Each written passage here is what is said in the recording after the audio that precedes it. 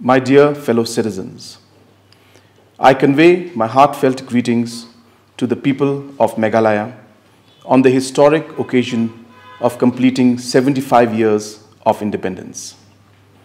Today is a proud and emotional day for all of us as we remember with gratitude the sacrifices made by our leaders like Mahatma Gandhi, Pandit Jawaharlal Nehru, Subhash Chandra Bose, Sardar Patel, and Bhagat Singh.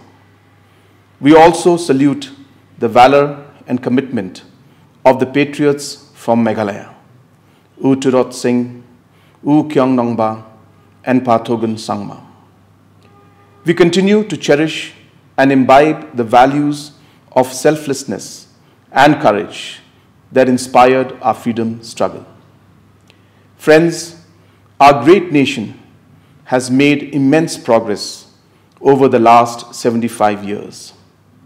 We have lifted millions of our citizens out of poverty, have improved the health and education standards, and provided housing and other basic services to a vast majority of our citizens. Today, we are self-sufficient in food production.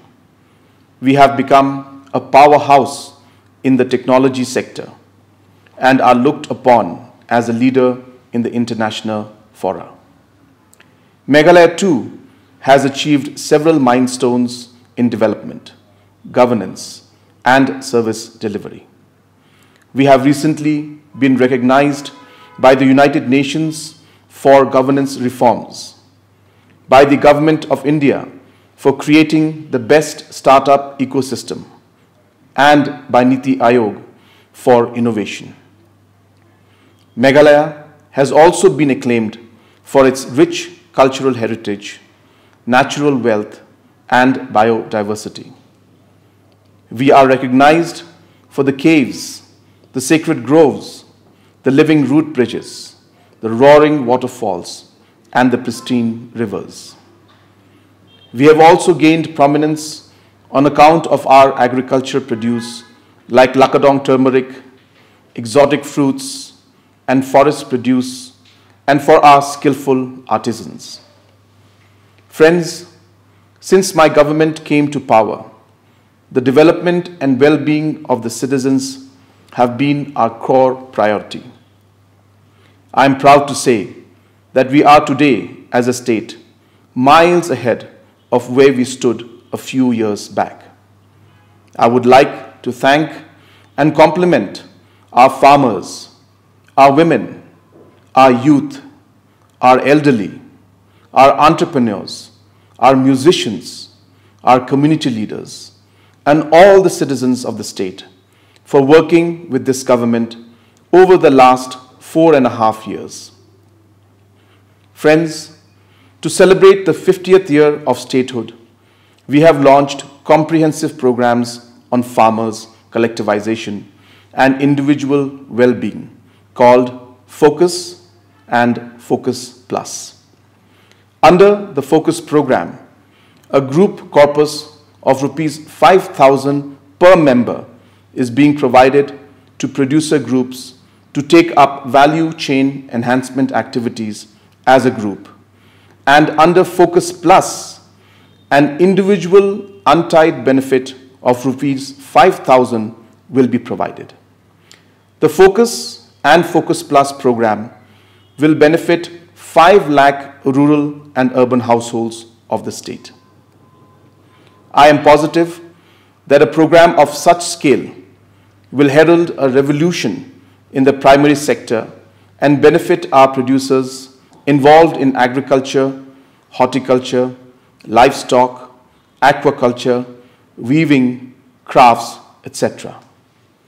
About 80,000 farmers are also benefiting from zero interest on KCC loans.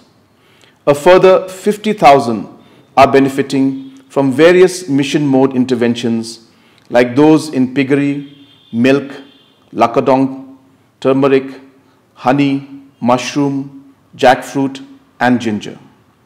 Today, our farmers have access to funds, extension services, and input support all through the year. The production of fruits, spices, and animal-based products has grown multifold. We have set up processing facilities and established market linkages that are enabling our farmers to explore national and international markets.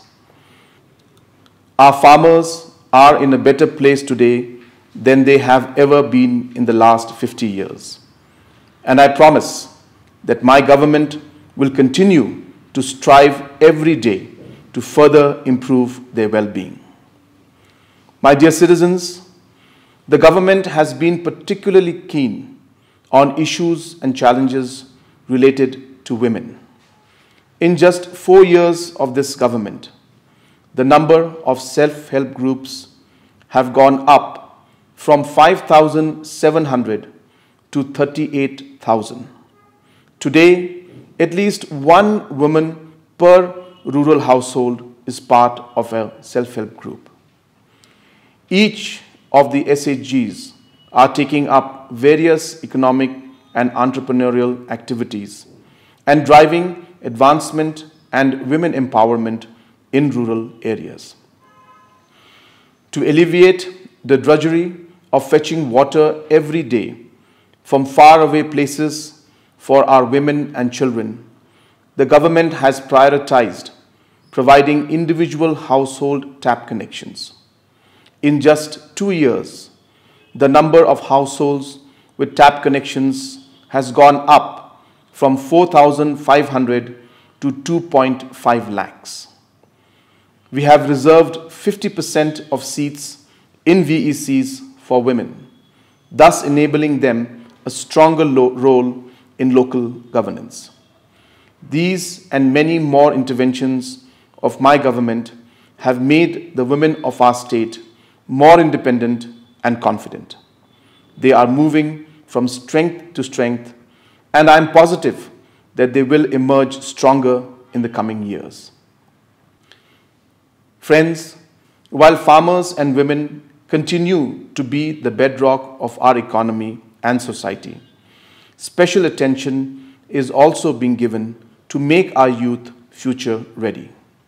We have formulated the youth policy during the previous year to lay down a plan for the betterment of our youth. To implement the youth policy, programs such as Prime, Yes Meghalaya, Aspire Meghalaya, and the Meghalaya Grassroots Music Projects have been launched. Each of these interventions is providing the ecosystem for the youth to thrive and realize their fullest potential. Under the recently launched Yes Meghalaya program, we are providing grant funding support of up to Rs 1 lakh for the 2,000 plus registered youth organizations in the state to take up youth development activities. I am proud to say that the youth of today have faith in this government, and I am confident that these interventions will enable them to contribute to the growth and development of our beautiful state and our great nation. While emphasizing on improving the well-being of our farmers, women, and the youth, my government has taken every step to place the economy on a higher growth path. Centrally sponsored schemes of the Government of India are being implemented very effectively. We are one of the top states in the implementation of MGNREGS and are providing an income transfer of about Rs 14,000 to 5 lakh rural households. Externally aided projects of almost Rs 10,000 crores are at different stages of implementation. Appreciating our performance, funding agencies are allocating additional resources to projects in the state. Infrastructure creation has been given a push like never before. Road projects, including national and state highways, district and rural roads, have been taken up in all the districts. Large water supply projects like those at Sora and Tura have already been completed. Critical sports and tourism infrastructures are about to be operationalized. The 2 5-star hotels, the Courtyard managed by the Marriott and the Crowborough managed by Taj Vivanta, will be inaugurated in the next few months. The Information Technology Park at Maodiandiang has already been operationalized and is providing jobs to thousands of our youth. The overall law and order situation in the state was by and large peaceful. My government has taken the firmest steps to resolve the interstate border disputes. A historic MOU was signed between the states of Assam and Meghalaya in the presence of the Honorable Union Home Minister in March 2022 to resolve 6 of the 12 areas of differences. I thank the Government of India for its support in taking the talks forward. Friends, our state has witnessed large-scale devastation due to natural calamities in the past few months. I offer my deepest condolences to the families of those who lost their lives due to the floods and landslides. I would also like to commend the strength, resilience, and spirit that the people showed during these difficult times. The government is trying its best to bring normalcy to the lives of people and restore the damages done to the infrastructure. My dear citizens, 4 momentous and fruitful years have passed since the MDA government came to power. I believe that we have been able to do justice to the faith affirmed by you. I assure you that we will keep serving the state with even greater dedication in the coming years. To encapsulate the work and the vision of my government and for our state, I would like to use the phrase, better today, best tomorrow.